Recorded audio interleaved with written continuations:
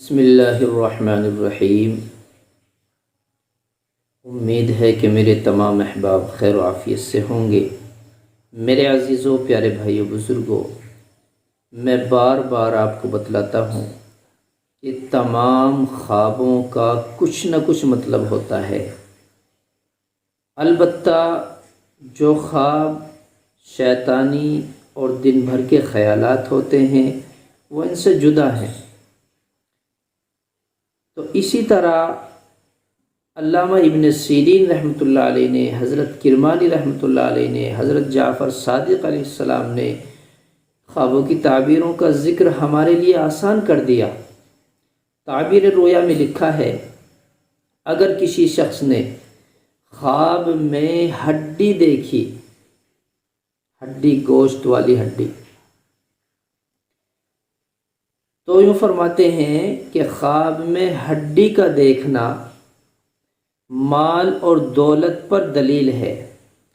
جس سے لوگ گرز حاصل کرتے ہیں، فائدہ اٹھاتے ہیں، تو اگر کسی شخص نے خواب میں ہڈی دیکھی اور اس ہڈی پر گوشت بھی لگا ہوا ہے، گوشت بھی جتنا زیادہ ہے، بعض ہڈی ایسی ہیں گوشت کم ہے، بعض ہڈی ایسی ہیں کہ گوشت ان پر زیادہ لگا ہوا ہے، تو اسی قدر اس کو اس کے گوشت کے اندازے کے مطابق خیر اور مال پائے گا، حاصل ہوگا۔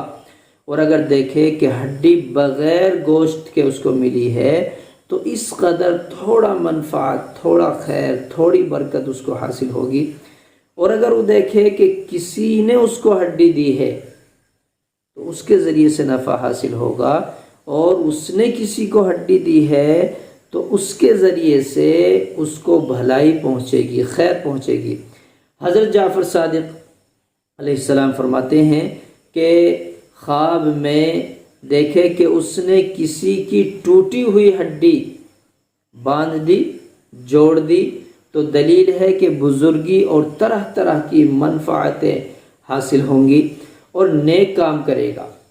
بعض اہل تعبیر نے یوں بیان فرمایا ہے کہ اس کی تنگی اور محتاجی، فقر و فاقہ، تنگ دستی دور ہو جائے گی۔ اسی طرح ایک بزرگ اور یوں فرماتے ہیں کہ خواب میں ہڈی کا دیکھنا 7 وجہ پر ہے۔ میدان کون سا؟ مال والا میدان، امید مال کی امیدیں۔ دوسرا اقربا، قریبی رشتہ داروں سے منفعت حاصل ہوگی۔ فرزندان، تیسرا لڑکوں کی پیدائش کی بشارت اللہ کی طرف سے ہوگی۔ چہارم قیام کا گھر، رہنے کے لیے مسکن، ہمارا گھر، اللہ اس کا انتظام کرائے گا۔